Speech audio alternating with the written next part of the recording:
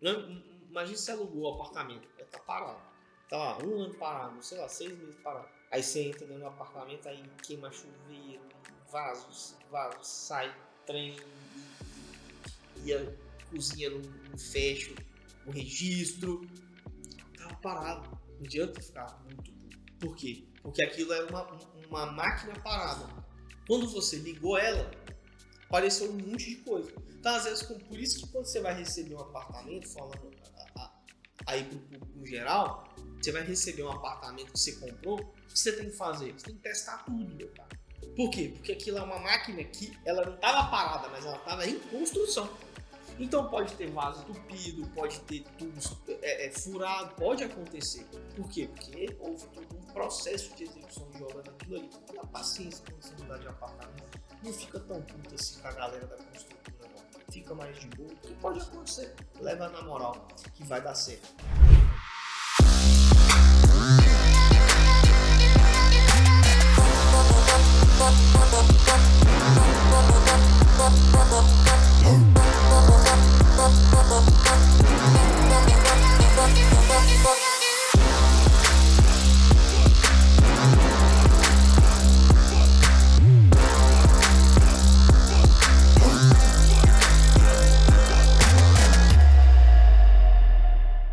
Fala, proseante, bom ou não? Guilherme Valente aqui.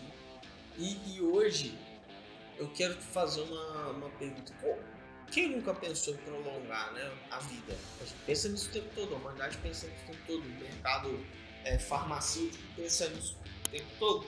Mas, como estamos aqui para o setor Aecotech, falando de tecnologia, de mercado e outras coisas, nós vamos falar de prolongamento de vida útil das estruturas e das edificações. Então, fica ligado, compartilhe esse vídeo com seus amigos e também com seus inimigos. Não deixe ninguém de fora saber da mensagem, dessa necessidade que a construção tem de otimizar e de ter uma mão de obra cada vez mais qualificada, pensando no desenvolvimento de tecnologias e inovações. Fica ligado e vamos para o vídeo. Valeu!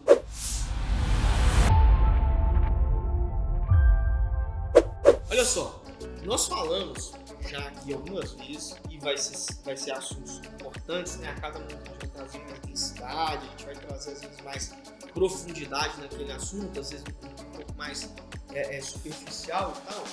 A questão da manutenção preditiva, né? A manutenção preditiva a gente abordou, falou como ela pode acontecer, o que se pode usar, de como pode melhorar, basicamente agregado de dados, né? Que vai ser processados pela inteligência artificial para te dar uma previsão, né, uma predição do que vai acontecer naquele equipamento, naquela edificação. Pois bem, a manutenção preditiva ela é um ponto de uma abordagem assim que ela difere da abordagem tradicional, né? Porque a abordagem tradicional é o quê? Manutenção corretiva e manutenção preventiva. Então, beleza. O que é a manutenção corretiva? Deu chabu, tudo estourou, trem vazou, trem todo, deu confusão. Manutenção corretiva, tem que ir lá corrigir. Urgentiva, né? Tem que ir lá correndo, você sai correndo e catar os pedaços de ferramenta e vai você larga a ferramenta para trás e vai, mexe, pô, vira isso. Então a manutenção corretiva ela está muito relacionada à urgência daquilo ali quando acontece uma falha, uma ruptura no processo. A manutenção preventiva é quando você já tem um histórico, de que acontece com determinado equipamento muito relacionado às orientações do fabricante, né? Porque você está pegando o quê? Pegou o manual, vai lá no manual, ó, o equipamento é tantos hertz, se ele trabalhar nessa frequência assim, tal, a cada tanto tempo você tem que trocar correia dentada. E assim ele vai explicar, tem que lá trocar correia dentada, tem que ir lá trocar o óleo. Por quê? Porque já tá lá, já foi pesquisado, já entendeu que a cada tantos mil quilômetros o óleo dado, né, não sei quantos 40 lá, tem que pôr aqui, motor vai funcionar melhor. E com uma edificação é a mesma coisa, só que é mais complexo, um pouquinho, por quê? Porque não está tão estudado assim, né? É complexo porque a gente não dá muita atenção para isso, isso é um erro. Então, a manutenção corretiva é o corre-corre. A manutenção preventiva é quando você já sabe que tem aquele processo de tanto tempo que você vai lá e corrige. Então, por exemplo,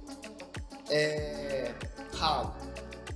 tem que limpar a cada 6 meses, caixa de gordura, cada 6 meses tem que ir lá, limpar, tirar esse cabelo, no rabo, tirar a gordura e tudo, dar uma limpezinha na caixa de gordura, por quê? Porque você preserva o sistema, né? Isso tá lá no manual do proprietário da edificação, o manual do proprietário é o manual de carro.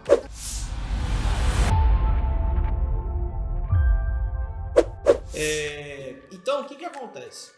Esse processo, esses dois processos tradicionais, a manutenção preditiva ela difere, por quê? Porque eu vou prever falha.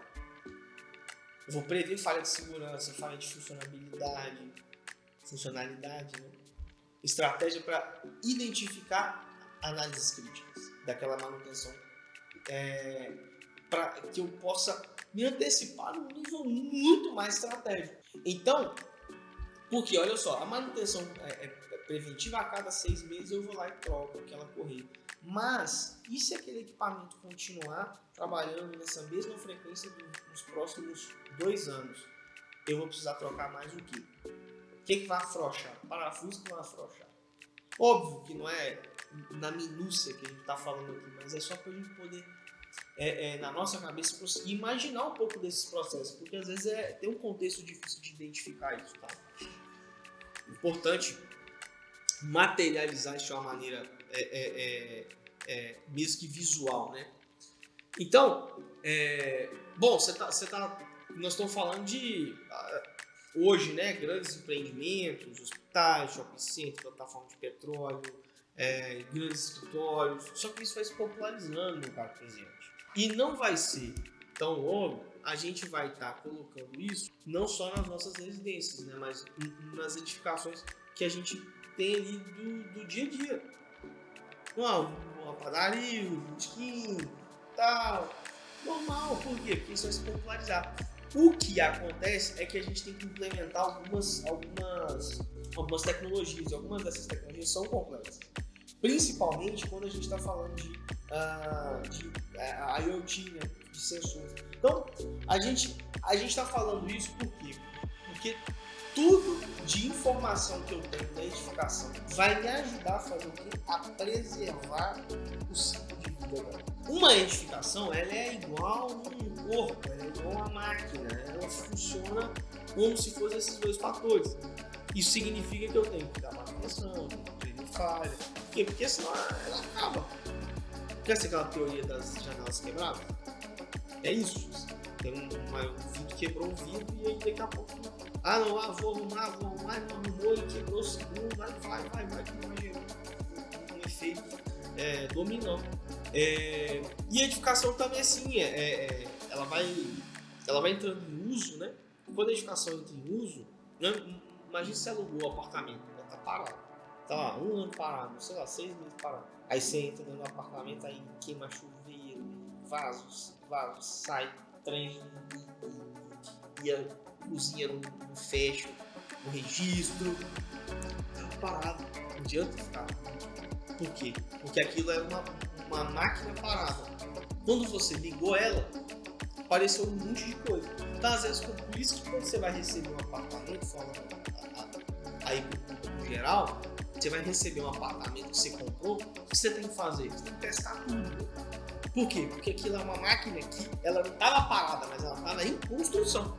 Então pode ter vaso entupido, pode ter tubos furado, pode acontecer. Por quê? Porque houve todo um processo de execução de obra naquilo ali. A paciência de você mudar de apartamento não fica tão puta assim com a galera da construtora, não. Fica mais de boa, porque pode acontecer. Leva na moral que vai dar certo.